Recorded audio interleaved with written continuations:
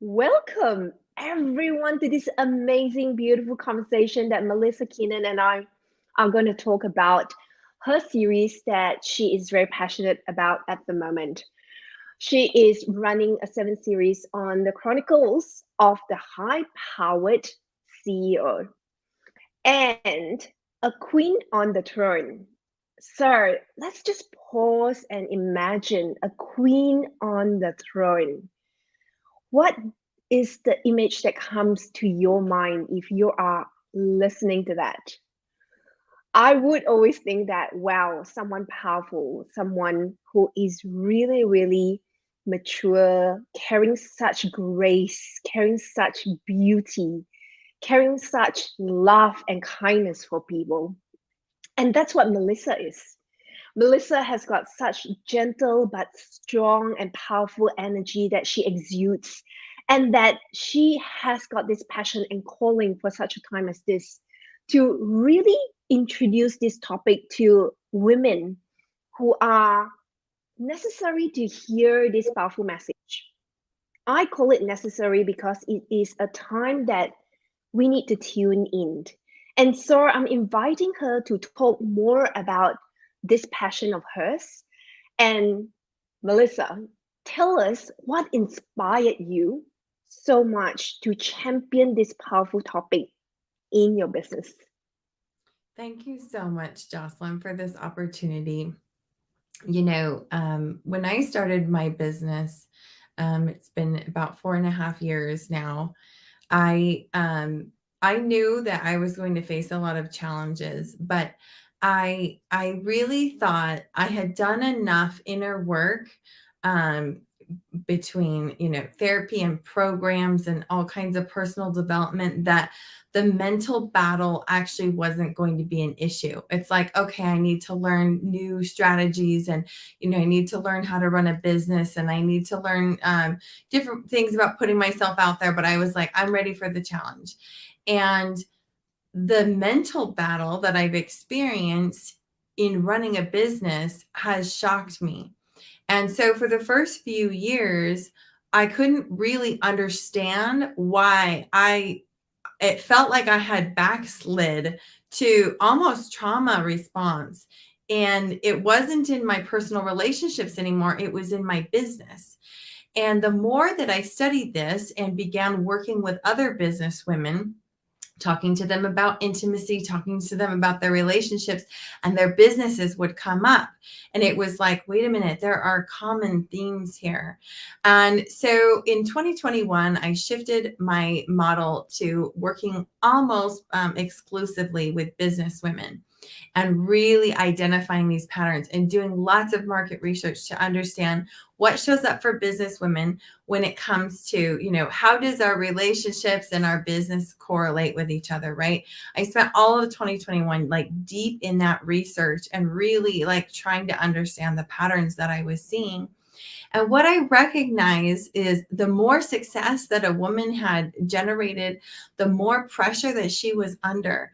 And I found that this is exclusive to women, not to men, that there were certain pressures and kind of boxes that women were sort of being pushed into that were different than men were being pushed into, and that also even if they're the same as the ones men are being pushed into, women don't respond the same.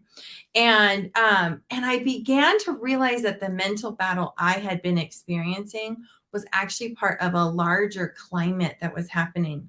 Just one more of those voices pulling women down. And so the more I studied that, the more respect I started to gain for those who had persevered and actually generated massive success. I think that probably throughout my 20s, I thought that wealth and success came almost like luck. Like you were in the right place at the right time with the right product, and it just all happened for you.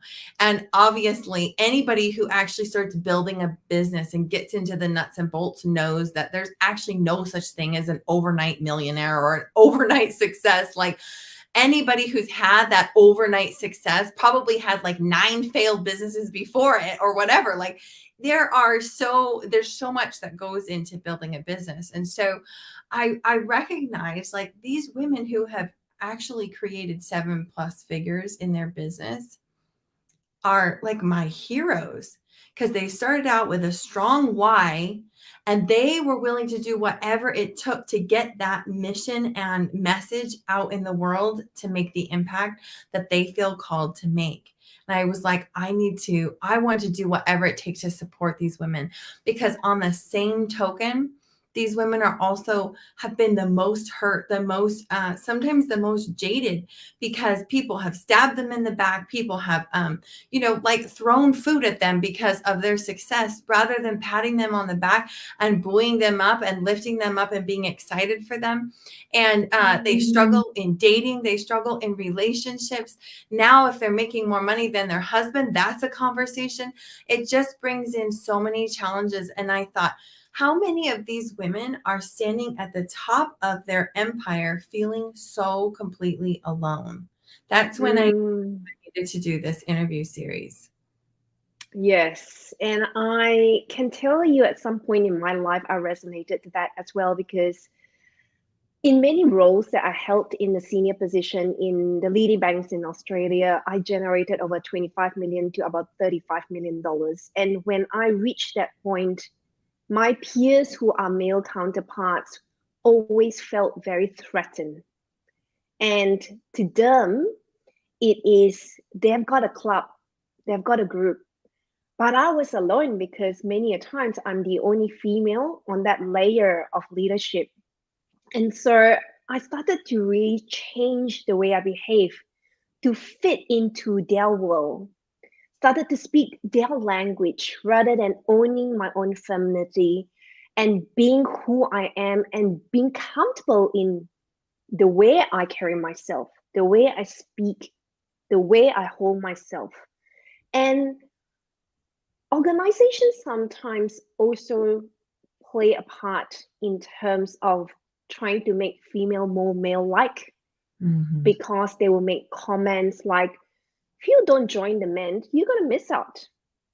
And so the female would start to dress more suits rather than colorful, amazing, vibrant colors.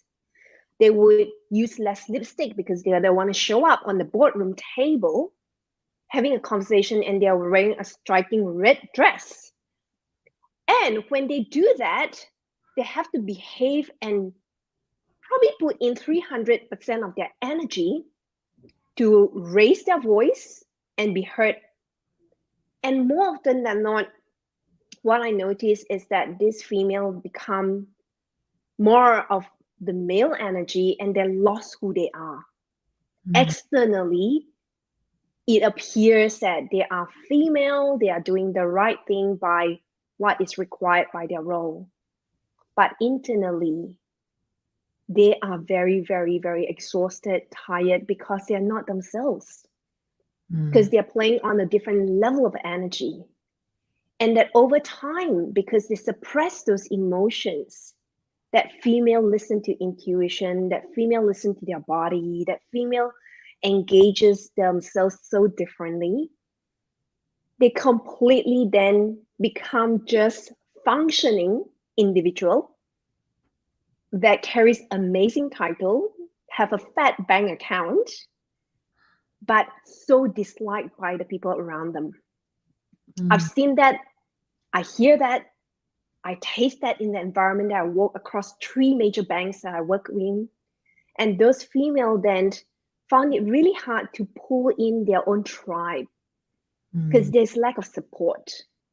So what you're doing is just so ideal for such a time as this, because a lot of corporate women that I come across doesn't have the container that enables them to share openly, safely in a judgment-free environment that can just pour themselves out. Yes. And And that, engage their own individual soul. who can blame them, right? That's the thing that I think much of the world wants to point the finger at the, bitchy CEO, or, say how intimidating she is. The world wants to point the finger at her. But I think on the inside, she's thinking, what other choice did I have? Either be disempowered and not pursue a career and not actually find out how capable I am, or and do that, having to make some sacrifices, having to make some compromises, or, don't do any of those things. Don't create the success, or, find out how capable I am, or go and be, show that I actually can do it even better. Right. And so who can blame her? And I think that's a huge part of why I wanted to create this interview series, is because so many are blaming her, pointing the finger at her. And what my intention is that this is a space of people saying, me too, like, of people saying, like, we're not here to blame you. And also there's hope. Like, if you're feeling like, that disconnect, like you're talking about, Jocelyn, that space where it's like, I'm exhausted and all I can possibly do is drink wine on my couch on the weekends because I give, like, 7,000%, 5 days a week in my job. What we would say is, maybe there is a better way, and maybe there is a balance that can be found. And right now, like you keep saying, such a time as this, there is no better time, because we have the great resignation right now. We have people asking themselves, is this who I want to be? Is this how I want to show up? Mm, Employee retention yes. is at an all-time low, because Mm. can make their own choices. And you're a perfect example of that, leaving the corporate world and saying, I'm just going to start my own business where I can be, fully self-expressed however I want to be. And not to say that that's the only option, but I just think these conversations need to be happening. And starting the conversation is just going to keep the channel open for others to even entertain that. So what I realized also, that a lot of female had those thoughts running in their head, and they may ignore them because they are so consumed with what is in front of them. And so as we allow this channel to open up more and more, and create and demonstrate and role model a safe environment for them to gradually speak, we are going to really attract all these women coming through and sharing their views, and sharing in a way that is going to help the current and the future generation to bring in balance. Because ultimately, we want to bring in balance, because currently the world is lopsided. I hate to point out, but I will, and out of pure love and genuinely, that kindness, that I want to see balance, is that there's still so many conferences around the world. If you look at those keynote speakers, all of them are male. Mm-hmm. All of them are male. Where are female? Last year, I was invited to a virtual speaking engagement, and I thought to it, I'm not going to attend, because everyone in that picture was male, Mm-hmm. and they're trying to teach female how to run a business. How is that a balance?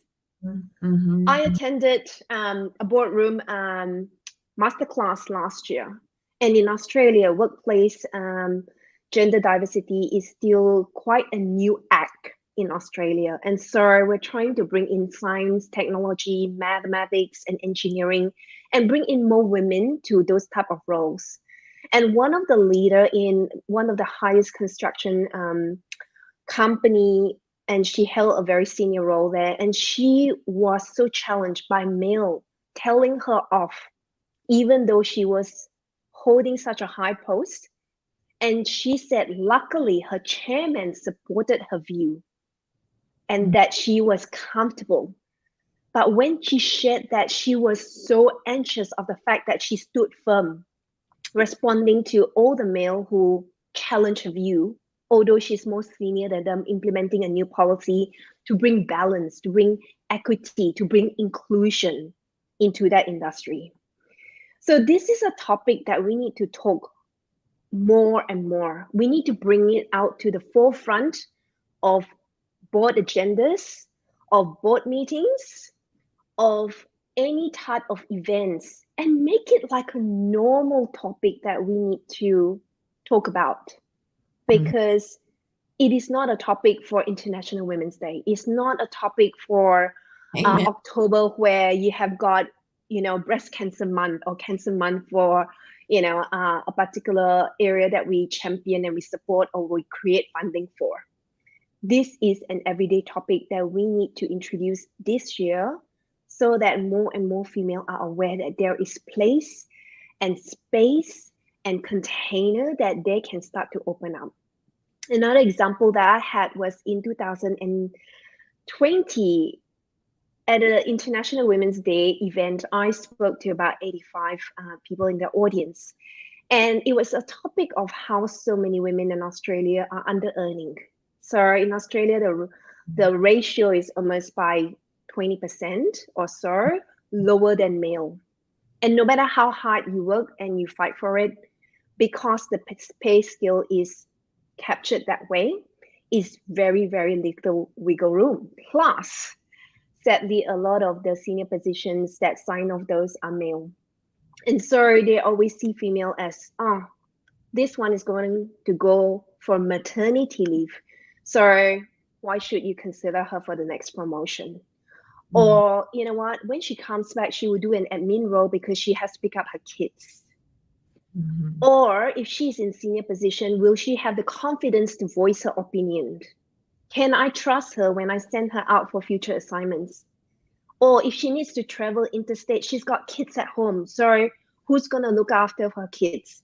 All those things that male talk about that they are never challenged of. They have kids too.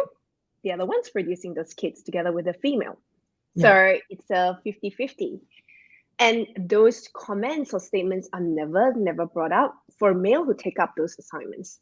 Yes. And so adding to those areas that we want to blend in with, engaging our intuition, having a very good, healthy sex and intimate life, making sure that we look after ourselves and not just think about a force and push and pull way of working, but really working together with the way we have energetics around our business. And so I would love to hear from you. When is the next few series coming up? I know that you've done quite a few series already and you've interviewed some amazing women around the globe. And when are the next few coming up? And where can all these female leaders connect with you as well, so that they can watch those interviews that you've conducted before and come on a journey with you? Yes. So if you come to my website, www.melisakeenan.com, and I can put that up on the screen actually. And the first thing that will pop up is the pop-up for the Chronicles of the High-Powered Female CEO. And that will allow you to get all the emails every single time I do one of these interviews. An email will go out, and it will also allow you into the bank, the database where all the interviews are held. So if you miss one, you can come back and see the interviews that have already been done. And it's my intention that this creates, like I said, connection and community. And so we also intend to host a retreat towards October. The dates and details haven't been set in stone yet, but a space where those who have listened and those who have participated in the interviews can come and gather. And what we know about it is that it will be super high luxury and amazing, and like a major judgment-free zone. Because, one of the things we haven't really said, the unfortunate truth is a lot of time the pressure comes from other women. And so creating a space where women can come together and just be understood and drop the competition and judgy and, insecurities, and just see each other and then collaborate and network and stuff. I mean, how powerful will that be? So yeah, to the website, that's where you can find all the information about it. And I'd love to share, actually, I have a little commercial that we made for the interview series. Can I share that? Absolutely. Go ahead. Something needed to change. We needed to try. I needed to try something else. Wanting to experience more and knowing that we're not meant to do this alone.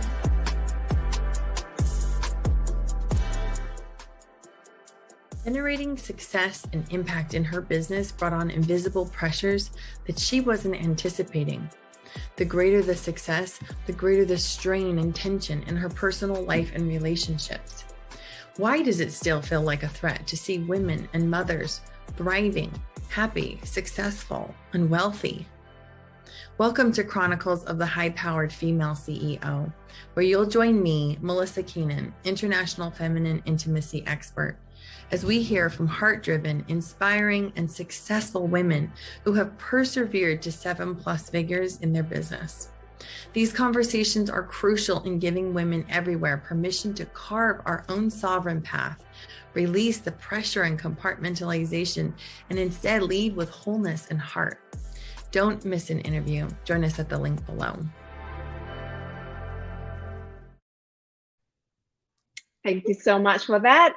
And I hope that all of you enjoyed this beautiful conversation with Melisa. She's amazing.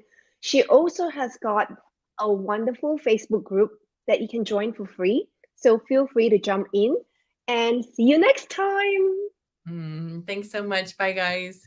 Bye.